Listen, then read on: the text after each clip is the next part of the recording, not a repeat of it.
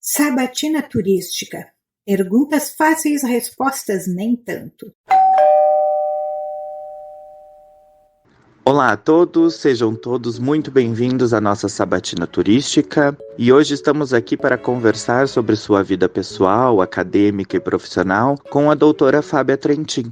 Ela é professora na Universidade Federal Fluminense e pesquisa os temas de turismo, gestão, políticas públicas e destinações turísticas. Para sabatiná-la, temos o doutor Matheus Vitor Tadiotto, o mestrando João Pedro Bortolotto e a professora Suzana Gastal. Bem-vindos! Bom, professora, então, para começar, tu vens de uma graduação em agronomia. Sim. Como que tu vais parar no turismo? Bom, olá a todos, olá a todos que vão nos ouvir. É um prazer estar aqui, agradeço o convite. Então, eu morava no Mato Grosso do Sul, nessa época, lá na idade, enfim, de iniciar, né, sair para o vestibular, o que eu ia fazer, o que era possível dentro das possibilidades familiares que acabam contando, né? Acho que isso para todos ainda, né? Já tem algumas décadas, vamos lá. E eu gostava muito de planta, muito de natureza e nada relacionado a seres vivos, sangue, né, dentro dessa linha mais das biológicas e médicas. Então, também tinha uma orientação, né, familiar da necessidade de se fazer um curso superior numa universidade pública. Então, eu tinha alguns condicionantes, né, para além da idade e buscar definir uma profissão naquela idade, naquela época. Então, eu busquei agronomia, né, excluindo algumas áreas, outras eu não tinha, acho que, tanto conhecimento, porque se fosse hoje, talvez eu fizesse administração, talvez se fosse hoje eu tivesse feito direito, que eu me identifico bastante, mas eu fiz agronomia e foi um curso de 5 anos, onde eu tive uma experiência bastante grande, sobretudo na área ambiental. Era o período aí que a gente estava de Eco 92, algumas mudanças de paradigmas, e foi, então, eu saí da agronomia. Também tinha, acho que, uma questão que é importante, que na época não avaliei, eu não tinha a percepção, nem a realidade que nós temos hoje da nossa sociedade, que é a questão de gênero. Então, eu fui para um curso, não sei como é que está hoje, agronomia, extremamente masculino. Então, nós tínhamos 45 alunos na turma e 8 meninas. Então, isso também era um fator limitante ao sair da graduação, ter o bacharelado, melhor dizendo, concluir esse curso superior e vai trabalhar onde uma mulher na agronomia, né, isso a gente está falando aí, metade da década de 90. Então, meus colegas homens foram para a área, né, de agrotóxico, enfim, multinacionais, que naquela época falavam, não, esse trabalho para mulher não, pegar carro, ir para a fazenda, não. Então não sobrava muita opção. E eu também já fui me desencantando, desanimando com agronomia. Eu era muito curiosa e o meu estágio, né, já do último período da faculdade, eu fiz em Campo Grande. Saí de Dourados, que era onde eu estudei a faculdade, né, fui para Campo Grande, na Embrapa, área de sementes, laboratório, pesquisa, que poderia ser caminho para a mulher. E cumpri, mas não era aquilo que eu queria. E eu conheci os professores da Universidade Federal, né, do Mato Grosso do Sul. Na época era campus de Dourados e tinha sede em Campo Grande, hoje são 2 universidades independentes. Eu fui e conheci alguns professores da biologia com um projeto que foi muito bacana na época, né, sobre o monitoramento do atropelamento dos animais na estrada, na BR-262, ligando no trecho Campo Grande a Corumbá. E ali eu me apaixonei. Então, eles tinham a necessidade, né, como eu falei, a gente estava no pós-Eco 92, ecoturismo batendo a porta, Pantanal dentro de uma conjuntura bastante crítica, né, socioambiental, e poucas pessoas formadas em turismo, poucas pessoas com conhecimento em turismo, e dentro dessa minha paixão eu comecei a procurar informações, descobrir a Organização Mundial do Turismo, eu escrevia para eles, pedia material, Embratur, então me apaixonei muito, e depois fui buscar, então, especialização na área de turismo. Só um parêntese, quando eu fazia o terceiro ano da faculdade, abriu o curso de turismo em Campo Grande, né, numa universidade particular, e por questões familiares e de ter que estar vinculado a uma universidade pública, eu não pude mudar de curso. Mas aí eu fiz, minha primeira especialização em turismo foi especialização em administração de turismo e hotelaria no Instituto Nacional de Pós-Graduação. E nesse Instituto Nacional de Pós-Graduação, eu tive aula com a Miriam e tive aula com a Marlene. E foi aí, né, desde então, eu não parei, né? Eu fui tentar compensar essa formação da agronomia. Eu saí da faculdade, eu nunca trabalhei na área, eu nunca tive registro de agrônoma, e fui buscar, então, conhecimentos, estudar, e aí, né, vocês devem ter visto um pouco, né, da minha trajetória, dos estudos, não sei se exagerados ou não, mas era sempre uma ânsia, né, de me aproximar, de buscar o conhecimento nessa área do turismo, tendo em vista que depois, pela dinâmica, enfim, de vida profissional, a maneira como eu fui trabalhando numa cidade e outra, deslocamento, eu não conseguia estar em uma única cidade para fazer um curso, embora eu tenha tentado, fui aprovada em vestibular, mas eu não consegui conciliar uma agenda de estudante com uma agenda profissional de professora. Aí tu tens um mestrado em hospitalidade. Uhum. Mas, se o título dá para entender, sem pesquisa em hospitalidade. É isso? É isso. Como é que você conseguiu? Bom, eu entrei, né, o mestrado em hospitalidade foi meu segundo mestrado, e tinha, não sei, né, eu entrei na linha de planejamento e gestão, e era um momento que havia, acho que uma tentativa, um esforço no próprio programa de trabalhar políticas públicas, a parte ambiental. Quem começou me orientando foi a professora Rita Cruz, que enquanto ela estava na IMB, depois ela passou num concurso na USP, e aí eu fiquei trabalhando. Então, quem me herdou de orientanda foi o professor Davis, né, da geografia, e com esse viés ambiental. Então, como eu falei, né, existiam alguns esforços na época de tentar aproximar a hospitalidade dessa questão ambiental, mas realmente o meu trabalho ele foi com um foco mais em política pública. Eu não tenho, né, não discuti a teoria de hospitalidade, isso fez parte da minha formação. Eu acho que eu consigo levar isso para outros ambientes, para outras abordagens no âmbito profissional, mas a dissertação ficou em políticas públicas de turismo e meio ambiente, indicadores ambientais, e também é algo que me puxava, até pela formação que eu tive, né? Aproveitando esse tema de teres feito 2 mestrados, um em turismo e outro em hospitalidade, na tua opinião, qual é a importância de estabelecer de que a formação do turismólogo, né, do profissional de turismo, contemple essas duas questões? Né? Qual é a importância de desenvolver, tanto do ponto de vista de pesquisa, quanto do ponto de vista de ensino também, nas matrizes curriculares dos cursos, esse recorte, né, que perpasse pelas duas áreas na formação do profissional de turismo? Você se refere a turismo e hospitalidade? Isso mesmo. Bom, eu considero, assim, essencial. Nós temos aqui, né, na UF, no curso de graduação em turismo e na tecnologia em hotelaria, né, nós temos tanto a hospitalidade está nos dois, mas o turismo está no turismo, os estudos fundamentais, a complexidade do fenômeno, extrapolar esse olhar, né, do turismo, essa formação de um fenômeno tão complexo, tão amplo, tão abrangente, que hoje eu vejo que eu não sei se a gente acaba dando conta, até com relação, claro, da conta da abordagem, dessa compreensão, mas eu iria ali para o campo de atuação profissional. Acho que nós evoluímos muito, né, em relação à compreensão do turismo, e isso se revela também nas novas possibilidades de trabalho. Hoje a gente vê os nossos ex-alunos, os nossos egressos, onde eles estão extremamente relevante a ampliação e, claro, pensando dessa abordagem, né,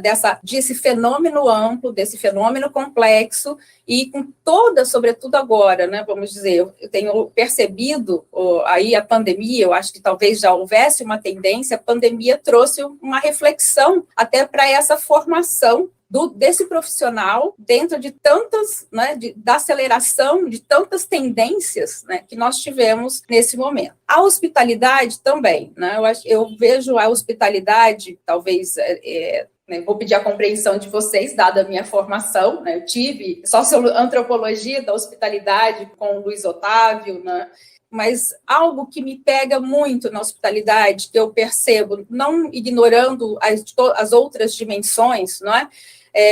Como a comercial, por exemplo, mas essa questão do receber o outro. Acho que essa questão do receber o outro, que a hospitalidade traz, e tendo em vista que no turismo a gente recebe esse outro, seja ele quem for, e se despir desse, né, de quem ele é, mas sim receber. Eu vejo essa convergência de áreas de apoio, de conhecimento, e vejo a necessidade de ser mais amplamente trabalhada, tanto do ponto de vista, vamos dizer, acho que teórico, mas trazer isso para a realidade dos profissionais. Não sei vocês, né, turismólogos, como que vocês veem essa necessidade, mas eu entendo. Por que eu tenho essa compreensão, né? Porque, às vezes, eu me deparo em sala de aula com alguns pré-julgamentos, prejuízos que eu falo, mas que na minha cabeça é difícil admitir. Por quê? Porque eu estou pensando nesse receber o outro. E aí você vai para a gestão, você vai para as outras dimensões da hospitalidade. Eu entendo a necessidade dos estudos dela, mas só queria ressaltar, assim, da minha percepção, né, não é exclusividade, né, mas eu vejo essa questão humana de receber o outro, esse outro no turismo em qualquer escala. Prof, saindo um pouco dessa questão da hospitalidade, mas pegando o gancho no que você falou de preparar esse profissional, eu queria, baseado no que eu pude ler dos teus trabalhos a respeito das políticas públicas e principalmente da governança, quando a gente tem essa busca pelo equilíbrio entre a sociedade civil, o Estado, o trade, como a senhora vê o papel da academia, se ela deve ser um indutor dessa governança, ela deve pesar pelo equilíbrio? Eu vejo que cada realidade, cada situação, a gente tem, de repente, um espaço, uma forma de interação. Eu entendo que o Brasil é bastante diverso e tem sim locais que a universidade ela encampa, ela faz essa diferença liderando. Outros locais, ela é parceira, ela é partícipe deste processo. Então, tudo, no meu entendimento, vai depender dessa interação, né, de todos os atores, de todas as partes, veja bem. Então, eu vejo, na teoria, a coordenação de vários processos, a coordenação desses atores, iniciar os processos, ela fica muito, não é que fica muito, ela fica, né, uma atribuição da gestão pública, do governo. Na teoria, esse é o amparo que nós temos. Mas a gente, dentro da realidade, pensando em municípios e a diversidade dos mais de 5.500 municípios, a gente vê essa coordenação muitas vezes delegada. E aí ela pode ser delegada intencionalmente ou não, por outras limitações, para a iniciativa privada, ou uma organização não governamental, ou a própria academia. Então, veja bem, hoje nós temos aqui um exemplo de academia na Baixada Verde, uma atuação da Universidade Federal Rural bastante significativa, eu diria quase que de liderar essa questão da governança regional. Nós temos, ou, por exemplo, já vi, ou não vou falar o destino, né, mas que tinha um secretário de turismo e uma pessoa para atender e dar informações. Então, a coordenação, nesse caso, ficava para o Conselho Municipal. O que eu quero dizer é que existe, cada realidade é uma realidade. Se você tem uma universidade nessa realidade, a gente consegue, né, como a gente está tentando, vou falar aqui de Niterói. Então, nós temos pessoas, eu faço parte do Conselho Municipal de Turismo, a gente está tentando trazer algo novo para redirecionar, encaminhar, né, porque Niterói tem também a sua potencialidade. Aqui no Brasil, depois de Brasília, né, eu diria que é o município que mais tem obras do caminho Niemeyer e a gente não consegue decolar, não consegue deslanchar. Agora estão tendo outros projetos, a gente está propondo um planejamento estratégico, também propor para o Conselho, então onde a gente consegue, de repente, fazer essa intervenção. Então, nesse caso de Niterói, a UF está conseguindo fazer algumas intervenções, apresentando projetos, projetos que são financiados e oriundos da parceria, né, da própria universidade com a prefeitura, e uma parceria da ordem de mais de 20 milhões. Então, eu diria que cada realidade ela vai levar para um desenho. Agora, com relação à formação do turismólogo nesse contexto, considero muito importante justamente essa abordagem do profissional às políticas públicas, que às vezes, né, a gente tem uma disciplina de política pública, depois o foco às vezes fica no planejamento. Então, estabelecer essa relação da política pública, do planejamento, porque nós vamos contemplar assim, vários aspectos da política, e aí sim também a governança, essa interação entre os atores, mas eu vejo a necessidade da gente talvez repensar ou aqui refletirmos sobre a complexidade também da política pública e o que é ensinado, o que fica para os turismólogos.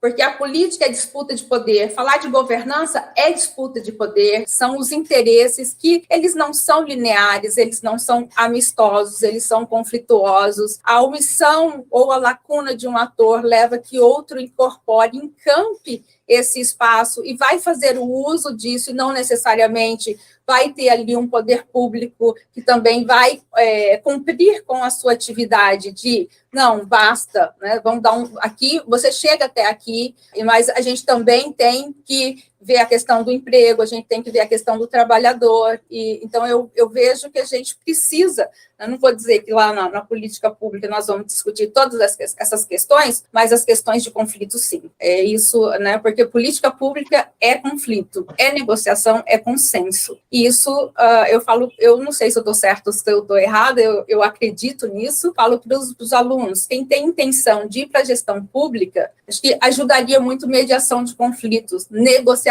levar a consenso e construção. Construção porque a gente vai conseguir, talvez, equacionar ou, enfim, convergir para um pensamento do desenvolvimento de destino, num conselho, por exemplo. Nós fizemos uma sabatina também com o professor Francisco dos Anjos, ele justamente aborda exatamente o que tu estás, claro, com um enfoque um pouquinho diferente, mas justamente essa tensão do técnico no poder público, né? Ou técnico numa função pública. Então, ele é técnico ou ele é político? E ele aborda muito bem. Para quem está nos ouvindo, recomendo também a sabatina do professor Francisco. Mas, Fábio, eu acho que fica uma questão para mim, que fica uma bola picando aí. Tu falaste que sair da agronomia, né, e ser agrônoma, mulher, trabalhar no mercado, era duro. Ser turismóloga e ir trabalhar no mercado de turismo é mais fácil? Não, eu não diria que é mais fácil.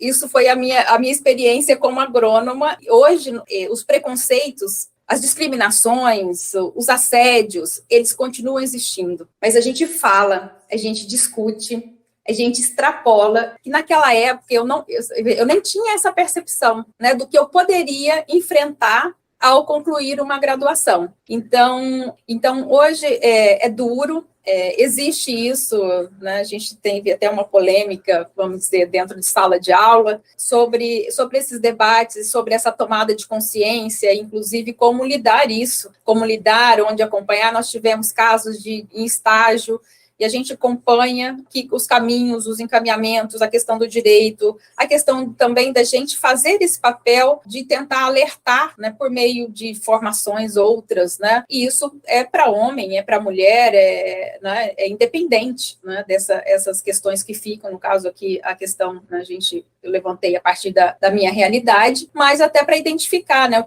como seria o assédio moral, como seria o assédio sexual, quais os caminhos, como agir dentro. Acho que isso faz parte também hoje dentro dessa, e a gente tem mais respaldo, claro que não é tudo um mar de rosas, né? A gente sabe, também temos vários conhecimentos assim, que você vai, de repente, um órgão, um local, que você vai relatar isso, você também é constrangido, porque a gente ainda tem uma sociedade em que o papel da mulher ainda, acho que nunca vai estar cristalizado, ou quer dizer, né, cristalizado já esteve, mas a gente está em construção, está formando isso, e esses valores novos de olhar essa mulher de um outro local, do respeito, do que ela pode estar vestindo, do que ela pode estar trabalhando. Eu acho que isso a gente evoluiu um pouquinho, sim, mas não está resolvido. E está longe de ser resolvido, dado todas as notícias que a gente vê no dia a dia, nos estudos que a gente vê sobre turismo e trabalho, a mulher no trabalho, questões de gênero. Professora, algumas semanas atrás conversamos com o professor Aguinaldo Fratucci, aí da UF também, e ele comentou algumas questões com relação à ineficiência e não sei se foi exatamente essa palavra que ele utilizou, das políticas públicas do estado do Rio de Janeiro. E eu queria ver contigo, não sei se tu, como tu também trabalhas essas questões, se tu concorda e qual a tua percepção sobre isso. E eu posso emendar uma outra pergunta já no mesmo, na mesma linha. Claro. Eu penso assim, quando a gente fala da questão da política pública e da governança, existem aí uma série de conceitos, né, que tem um processo evolutivo e um repensar, né? A gente tem aí a nova gestão pública, depois a governança do ponto de vista público, como, né, de uma certa forma, alguns autores até entendem essa mudança, né, de gestão pública para governança como uma evolução do processo administrativo, enfim, do processo de gerenciamento público, né? Eu queria saber de ti, prof, se a gente chegou num nível em que a gente pode dizer que existe, de fato, uma governança de turismo, ou a gente ainda tem muito uma perspectiva de gestão pública mesmo do turismo, né? Que ouve pouco comunidades locais, que tenta que integra menos as pessoas, que está mais voltada para um aspecto de burocratização, enfim, nessa mesma linha que o Felipe comenta. Aqui, em termos, né, do estado do Rio de Janeiro, a gente vê alguns esforços, né, em termos de política, mas eu vejo também, vou tomar como referência os instrumentos da política pública, que eu acho que nos ajudam, né, a compreender, e eu trabalho, então, com os instrumentos da política pública, desde dos instrumentos organizativos, e aí, pensando nessa perspectiva, aqui no estado do Rio de Janeiro, nós já temos Secretaria Estadual de Turismo e Turismo Rio, os dois órgãos para a mesma função. Já seria conflituoso, que eu, na minha opinião, técnica, obviamente, né, que eu acredito que tenha implicações políticas, né, seria, de repente, utilizar a Turismo Rio para fazer a promoção. Né, e aí teríamos, né, dois organismos e com funções, vamos dizer, que poderiam se complementar, né, e depois o Conselho Estadual de Turismo, né, que ora funciona, ora não funciona, enfim, mais cunho político, né, e os instrumentos programáticos, então, o plano, a gente está trabalhando no plano estratégico, o Rio +10, mas o que está vigente, então, é lá de 2009, 2010, a questão orçamentária, então, assim, se a gente vai começando a vincular, né, questão normativa, se pegar nós fizemos a análise, né, dos instrumentos normativos aqui do estado do Rio de Janeiro, a impressão que dá é assim, tivemos uma ideia, né, então, uma ideia legal, então a gente produz uma lei, mas essa lei não é suficiente para produzir resultados, né, então, para produzir resultados, a gente precisa dos instrumentos organizativos, que eles sejam minimamente estruturados, com condição de trabalho, com, né, as pessoas que estejam ali, conhecimento, tecnologia, tenham orçamento, tenham o instrumento programático, e porque a gente acaba fazendo, né, estou me colocando, mas o que eu vejo é que se acaba fazendo o que sempre fez no Brasil, na minha opinião, promoção. Eu não vou entrar no mérito da qualidade, né, do quanto ela é efetiva, mas o que se acaba fazendo é exatamente isso. E a gente tem, então, um turismo que acontece, né, o grande indutor é a cidade do Rio de Janeiro, né, e vai radiando, e alguns municípios vão tentando com uma dificuldade bastante grande, né, de trabalhar essa questão da política pública. Então, eu vejo que ela é falha na coordenação, né, eu não diria que não existe, porque alguns, do meu ponto de vista, né, dos instrumentos, eles existem, eles são desarticulados, né, com as suas falhas e suas limitações que acabam refletindo, e que a gente acaba, então, não tirando o proveito, porque, assim, uma coisa é o turismo acontecer, porque você tem ali, né, os atores, né, vamos dizer, tem um espaço turistificado, você tem os atores que turistificam, enfim, que dão vida, né, a esse fenômeno, mas você não consegue disciplinar, planejar e orquestrar um conjunto de políticas que, às vezes, extrapola até a mesma pasta específica do turismo para, então, tirar melhor proveito, né, ter uma intencionalidade, ir melhorando em função das limitações, que é o que a gente tem, o que a gente espera. Acho que nós temos também diferentes respostas, dependendo de onde a gente parte, né, do entendimento da governança. Então, se a gente entender a governança, então, como um novo modo de coordenação, ela vai existir, né, dentro da gestão pública, por exemplo, tomando o rol como referência, dentro de uma perspectiva mais hierárquica e, né, com todos os mecanismos e protagonismo, liderança do poder público, não necessariamente com diálogo com os outros atores. Ou então, ela vai ter também, como a gente já, né, vem tendo algumas tendências, e aí tem uma relação depois que eu vou tentar falar da parte da gestão pública, que seria o mercado e os princípios, os regulamentos, enfim, né, o que vai orientar as negociações a partir, então, de referências do mercado. Ou, então, em rede, ou, então, mais, né, baseada no comunitarismo. E, assim, não vejo um modo puro, tá? Eu não vejo só essa, o que eu vou chamar de governança hierárquica, só essa atuação, só o mercado, só rede, só comunitário. Claro que nessa diversidade de Brasil, talvez a gente encontre, estudando uma a uma, né, a gente encontre predominância de um modelo em detrimento de outro. Mas o que eu vejo dentro, né, dessa governança? Então, na minha cabeça, e quando eu falo governança, eu estou sempre pensando na interação entre atores. É daqui que eu estou partindo. Essa visão que vai ter uma relação no nosso contexto de Brasil com diversos fatores. Então, a gente vai ter, por conta, né, de vários contextos políticos, sociopolíticos, econômicos, a mudança da forma de gerir, de encaminhar, enfim, de trabalhar a gestão pública. A insuficiência, a questão de recursos, atender às necessidades, a própria globalização, enfim, um conjunto de fatores que vão motivar, né, e o próprio neoliberalismo, que vão motivar uma reestruturação dessa gestão pública, tendo em vista o melhor uso dos recursos, né, em função dos objetivos, em função das necessidades, né, da população, da sociedade. E isso vai implicar também em reestruturações. Essas reestruturações aí que vêm com o gerencialismo, incluir esse gerencialismo no âmbito da gestão pública, essa nova gestão pública focada em resultados, ela também tem esse viés do neoliberalismo, que vai pregar um reposicionar. Eu prefiro falar assim, eu não gosto muito de Estado mínimo, tá? Eu sei que usa muito, mas eu prefiro falar nessa transformação do papel do Estado. E essa transformação do papel do Estado, nesse contexto neoliberal e gerencialista dessa nova gestão pública, ela vai trazer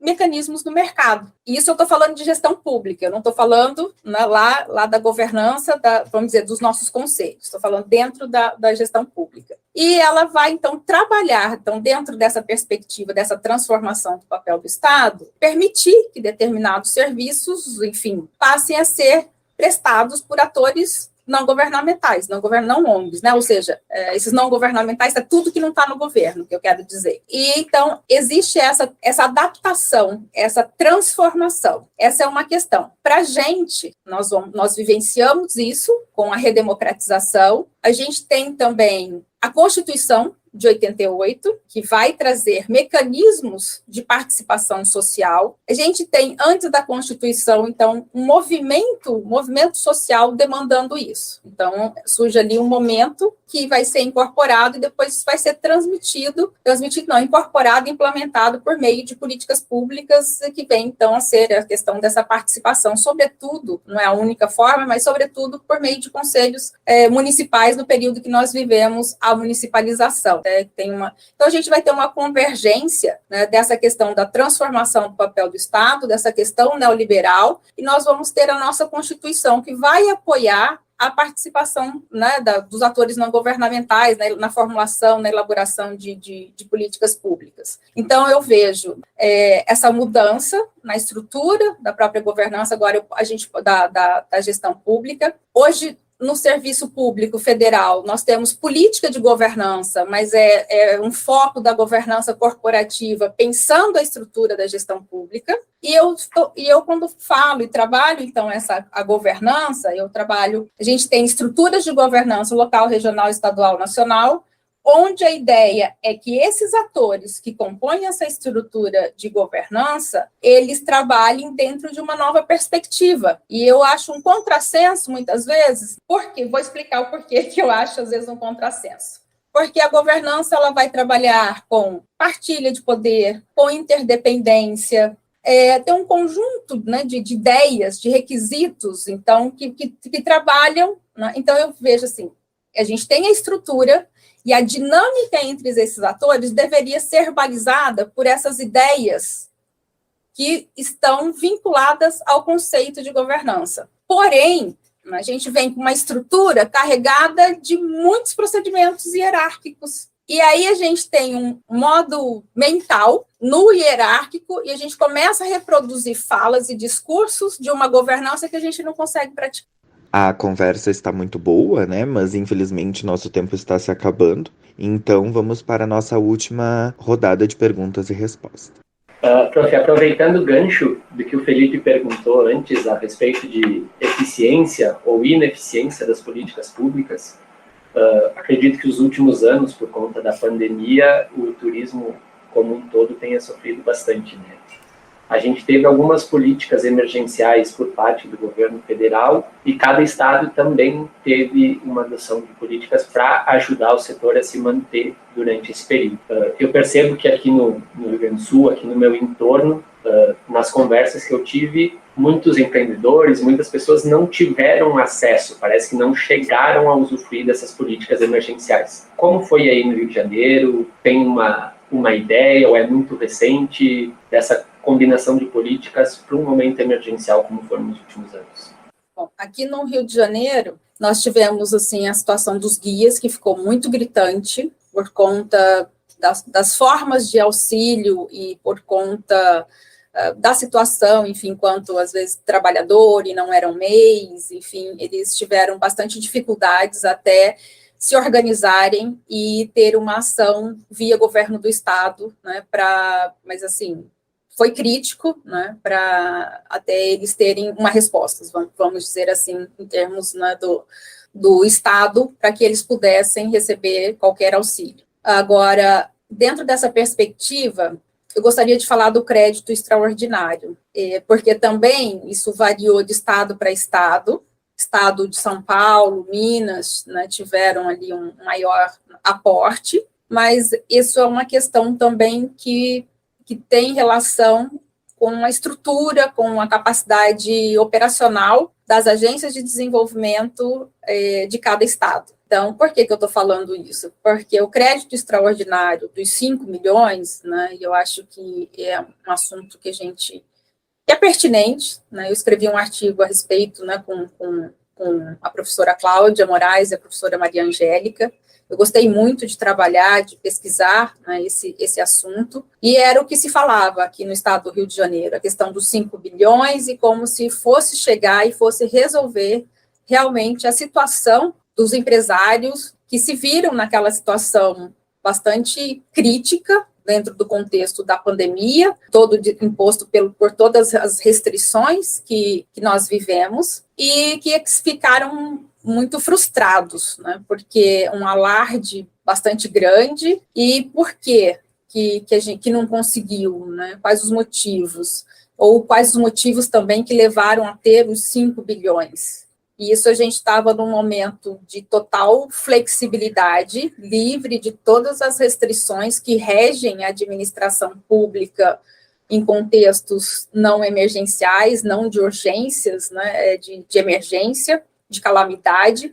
que é a situação de exceção que permite, inclusive, a criação e o aporte de crédito extraordinário, não só no turismo, mas em outras áreas também, o que motivou, o que levou, claro, né, toda a questão da pandemia, mas que levou à permissividade com relação aos gastos. E também os 5 bilhões, né, aí os órgãos de controle fizeram um trabalho bastante criterioso, Tribunal de Contas da União, por exemplo, e a gente não encontra fundamento para justificar os 5 bilhões. Mas foram, né, com 3 bilhões talvez resolvesse, mas passou a ver os 5 bilhões.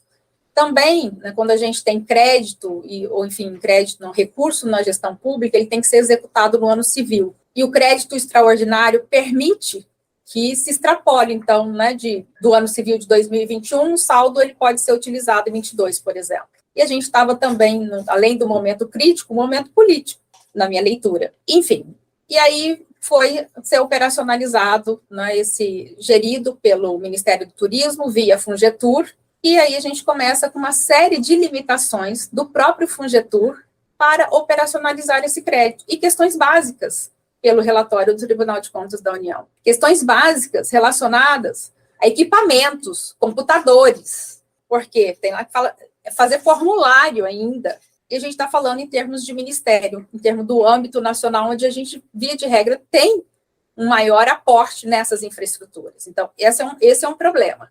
Foi um problema.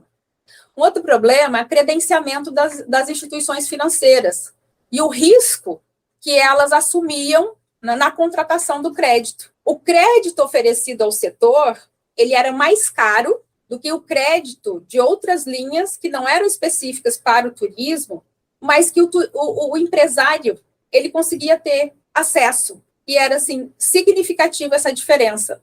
Então, mesmo sendo, né, vamos dizer, dentro dessa perspectiva de uma emergência, ainda que não tenha sido auxílio emergencial, né, que foi outro auxílio, mas dentro do que foi pensado, né, para os empresários do setor, e acabou não chegando. Aqui no estado do Rio de Janeiro, porque a instituição, a GRIO, ela não tem capilaridade, não tinha lastro para fazer o seguro desse empréstimo, desse financiamento. Então, criou uma decepção bastante grande, né, em todo o empresariado. Acho que essas eram questões que enfim, que de repente o crédito do Fungetur, ele é nacional, mas que poderia ter sido melhor trabalhado a partir das agências de desenvolvimento, né, do Rio de Janeiro, em função de um maior apoio ou aporte mesmo do Estado dentro das garantias. E do auxílio emergencial, né, acho que destacaria para a gente aqui no estado do Rio de Janeiro, foram assim, não vou dizer que foram só os guias, mas os guias, eles foram muito, muito atingidos, mas depois eles lutaram aí por outras garantias que vieram do aporte do estado do Rio de Janeiro. No mais, as outras políticas, o que houve, né, foram mais ações de segurança, mais vinculadas, né, ao que estava sendo preconizado, e muitos municípios agindo por conta própria e mais rápido do que esperar uma resposta do Estado. Para terminar um pouquinho mais leve, afinal, hoje estamos gravando numa sexta-feira, né? Eu tive o prazer de viajar com a Fábia pelo Chile, né? Um lugar maravilhoso, e descobri uma Fábia muito gourmet. Qual é o papel da gastronomia, Fábia, na tua vida civil, digamos assim?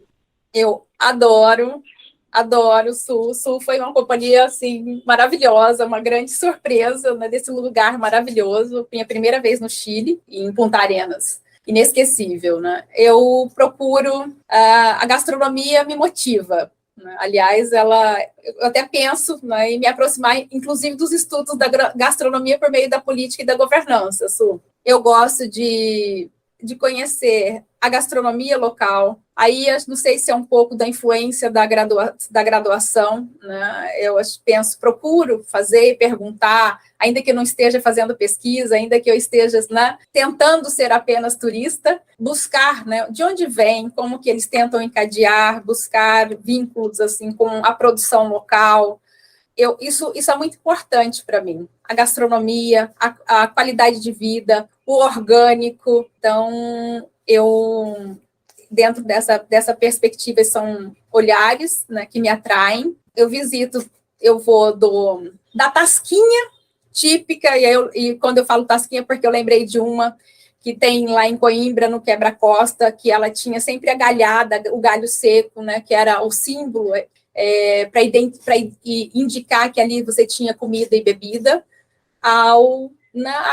realmente, né, a essas novas leituras, as fusões, né, então eu procuro experimentar e vivenciar, desfrutar, e isso me motiva bastante.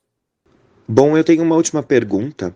Eu, às vezes, gosto de ser um pouco utópico e tenho trazido essa pergunta em algumas outras sabatinas. O que a Fábia pensa, reflete, quer para um futuro do turismo, do Brasil, da vida cotidiana e assim por diante?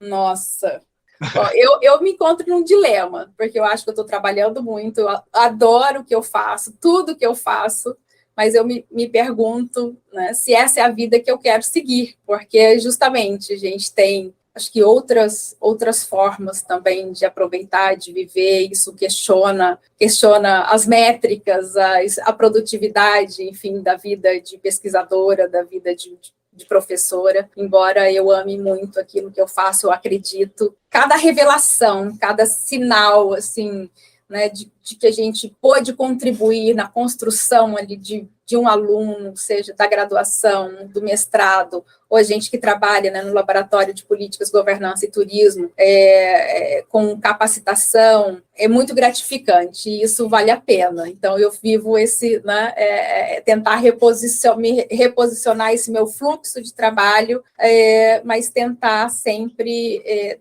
alcançar e contribuir para essas pessoas, né, em diferentes, enfim, estágios de vida e atuação profissional. O turismo no Brasil eu vejo como algo complexo, né?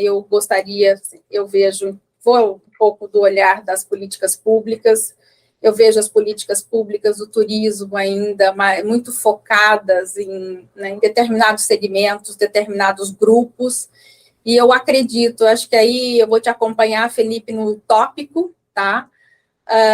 Porque eu acredito, e se eu tivesse oportunidade, acho que eu iria tentar fazer uma política de turismo mais abrangente não, porque pode ser, né, mais inclusiva, abrangente no sentido de incluir mais. O que eu quero dizer com isso? Né? Posso, né, uma palavra vazia, mas o que eu quero dizer com isso? É muito comum a gente, né, quem que participa dessas instâncias de governança, quais são os interesses que são colocados ali, e que essas pessoas, elas conseguem se representar. Eu não tenho nada contra quem participa, mas eu vejo exclusão de comunidades tradicionais, eu vejo exclusão de turismo de base comunitária, não fazendo parte das políticas oficiais. E eu entendo que dá, sim, que não existe um único tipo de turismo.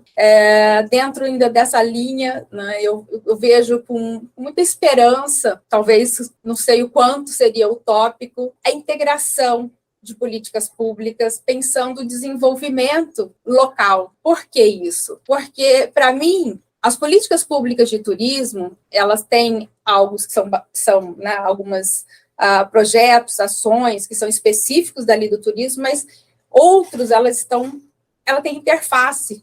Então, integrar essa interface com cultura, com meio ambiente, emprego e renda, talvez tenha, né, nesse Brasil imenso, municípios que consigam dialogar, né, e fazer essa interlocução da política de emprego e renda, da política de assistência social, do jovem, dele ser incluído no trabalho.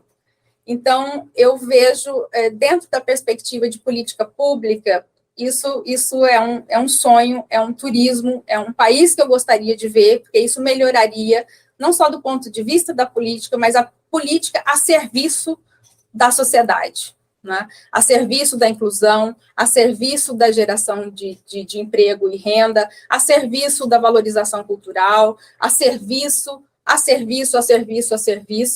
E, então, eu gostaria muito de que nós tivéssemos essa realidade, porque dentro desse a serviço da população, do servir, a gente teria a otimização de recursos que são tão escassos, né? Tão escassos e talvez conseguíssemos trabalhar. Isso a gente precisa de gestão, de tecnologia, precisa esperança, e aí a gente vai trabalhando, vai pensando, eu fico aí no meu dilema, né, e vou continuando trabalhando, produzindo, tentando influenciar essa realidade, a nossa realidade, onde a gente pode alcançar. Muito obrigado, professora Fábia, por ter vindo à nossa sabatina turística. Acredito que ficará muitas questões e discussões para o futuro do turismo no Brasil, tanto no seu desenvolvimento, nos seus planejamentos e nas políticas públicas. E para quem ficou até aqui com a gente, não se esqueça de se inscrever no canal, de ativar o sininho, deixe seu comentário, que é muito importante para nós repercutirmos nas redes sociais.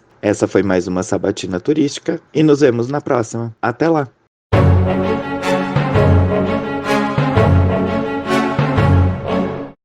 Você ouviu o podcast Sabatina Turística, uma produção da revista Rosa dos Ventos, Turismo e Hospitalidade, que busca promover a divulgação científica.